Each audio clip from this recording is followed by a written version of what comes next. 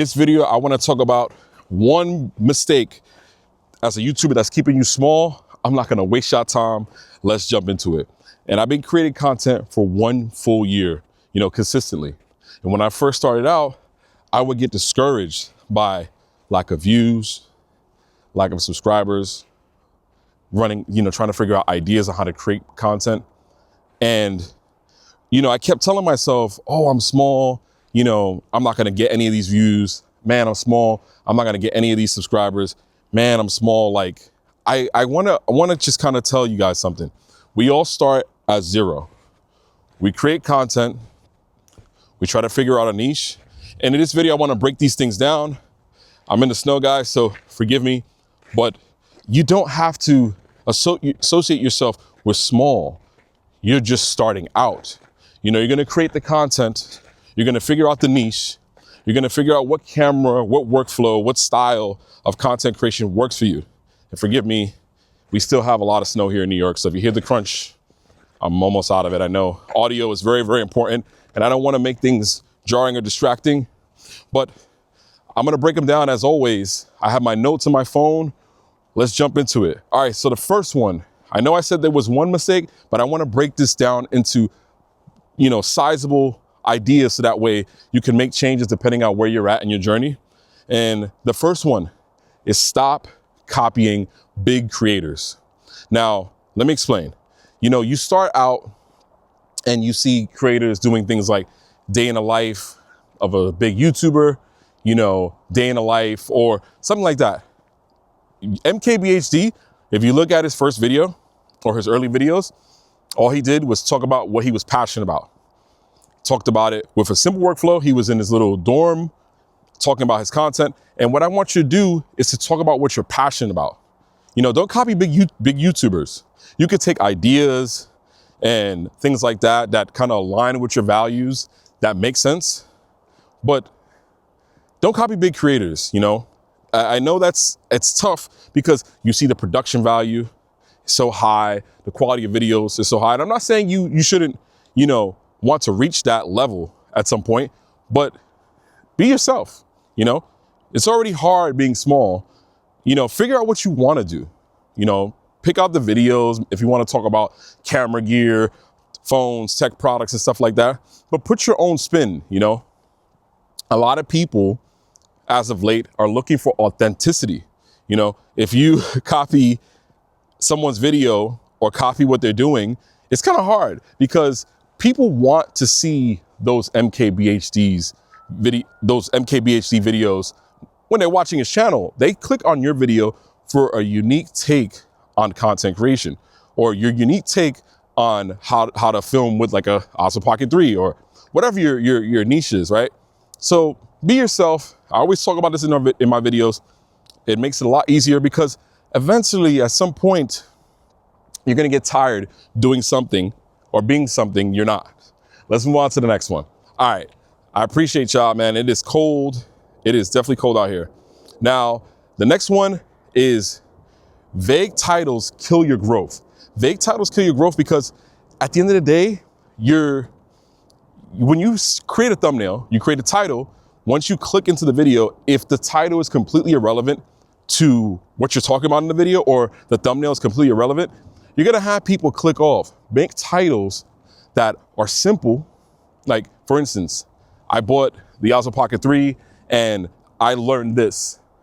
As a small creator, I bought the DJI Action 4 and it changed my life. Or, something along those lines. Make it simple, but also make your thumbnail align with what you're talking about. Because if you make a video titled, 4 ways to repair a washer and dryer, and you start talking about in the first 30 seconds on how I had breakfast, I went to Dunkin' Donuts, they did not have the coffee and the bagel that I wanted, I'm automatically clicking off. People click on videos, and we talked about this before, people click on your videos for what they want. Give the audience what they want. Don't make this thing all confusing and start talking about a bunch of other things that are completely irrelevant. Talk about what matters in the video. Talk about what give them what they want. They clicked on the video for what they want. Don't just make things, I can't explain, I'm laughing, but make things relevant Make them simple and easy to read and to understand, and you'll be fine. All right, let's move on to the next one. It is so cold out here. Forgive me if the wind noise is, because I did this video another day and the audio got all screwed up. All right, next one. Then let's move on to the next one. Life updates. Hold on, all right, life updates will hurt your channel. Now, let me explain. Now, life update videos are great, when you already have a following and you're established, but doing videos where you're talking about things that are like, oh, you know what, I bought this car and I've had some issues and things like that. Not to say that that stuff does not matter, but when you have developed an audience, talking about life updates, you can use YouTube posts, you could do YouTube shorts, but when you're making videos, you want to kind of fall into a niche where I'm gonna be honest with y'all, people on YouTube are selfish. I'm selfish. When I go on YouTube and I'm looking for a solution or an idea, I'm clicking on a video that solves a problem. You want to solve a problem. If your life update solves a problem, talk about that. Talk about how you're solving a problem. You guys are so good at so many different things. So solving a problem will provide value and in turn get people to want to stick around and watch your content. Think about it that way. Provide value to your people. Because if you start talking about, oh, day in a life as and I'm gonna go back to this, day in a life as a software engineer, and it's not to say that that stuff is not important or relevant, but when you're starting out, you're trying to gain traction to, find an audience who will be interested, I think the best way, at least in my opinion, correct me in the comments if I'm wrong, is finding a solution to a problem and how people can benefit from that solution. And how-to videos, I'm gonna be honest, are not going anywhere. So if you try to align yourself around those type of videos, you'll provide tremendous value and find a niche accidentally, especially if you understand and you're good at whatever you're talking about in the video. All right, let's move on to the next one. It is sunny here today, boy, I tell you. Do me a favor, if you made it this far in the video, drop a like on the video, subscribe. I really appreciate it. We just passed 4,000 subscribers. I really appreciate every single one of you. A like and a subscribe will be tremendous. All right, let's move on to the next one. All right, the next one is random content confuses your audience. When you start posting, let's say you post 5 videos about the Osmo Pocket 3. And then all of a sudden, your next video is how to do your oil change on a Toyota Camry 2012. First things first is that everybody's gonna look at you. Hold on, this guy's passing. First things first is that everybody's gonna look at you as if like they don't know what is going on. They're gonna be like, oh, all of a sudden you're doing a video on the car, and all of a sudden you did a video on a Pocket 3. They're confused. The people who subscribe to your channel, they're already at this point where they're like, I don't even have a Toyota Camry. So you start to confuse your audience and cause this situation where they're either gonna stick around because they know you, but remember you're new. So they don't know you. So they're gonna be like, all right, I have no interest in this. I'm gonna unsubscribe, And I don't want to say this to be like harsh or rude or disheartening, but you're here to provide value to an audience. You take the algorithm out, your audience is the algorithm. They matter the most.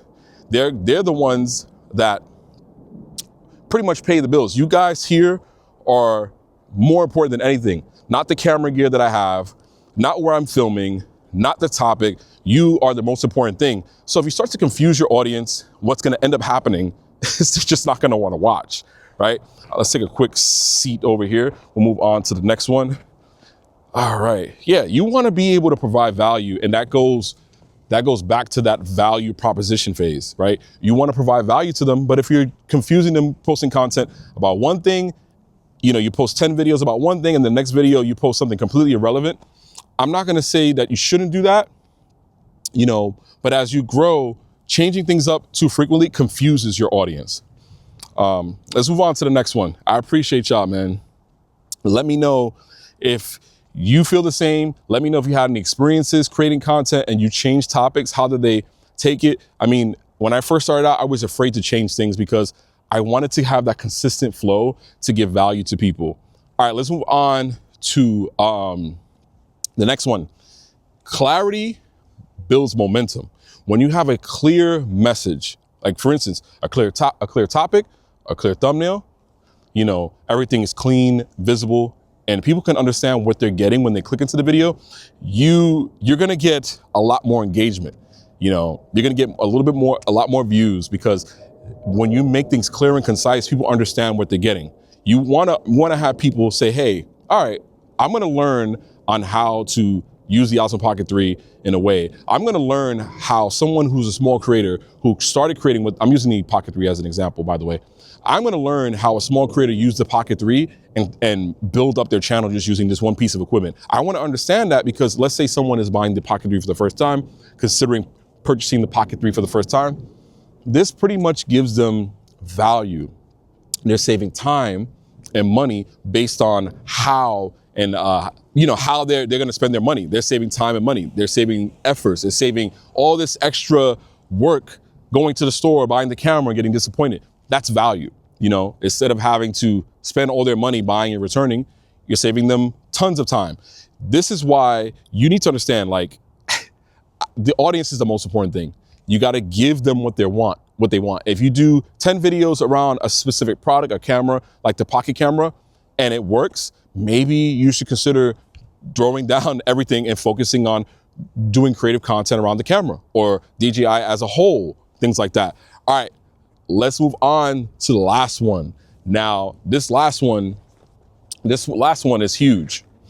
And I done this tons of times, and on and off when I first made my YouTube account. Giving up so quickly. I can't tell you. You do all these things. You buy the camera, you make your first video, you make your second video, you make your third, and you don't get any views. Something just fell in my eye. I think it was like a fly or something. You get no views, and all of a sudden, you give up.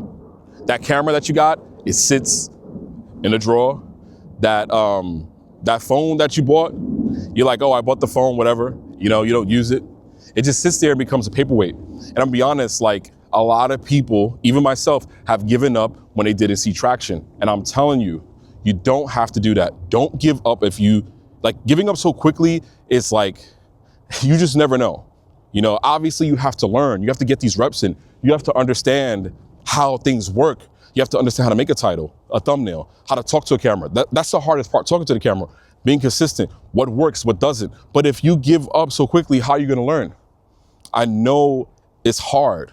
I always talk about this towards the end of the video. I know all this is difficult. I know you have jobs, you have aspirations, you have goals, you have families, you have things you want to do. But if you give up and this is something that you really, really want, how do you know if you was going to fail at it?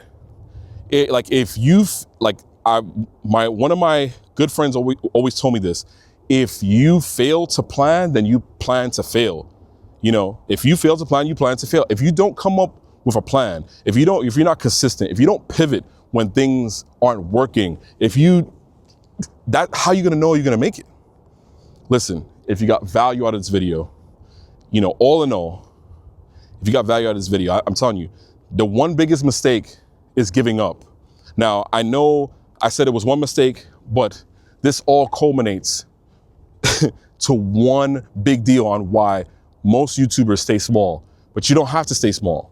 You're not a small YouTuber, you're starting out, you're trying to get an understanding. With these tips, trust me, if you try these every time you create and keep them top of mind, you'll be successful.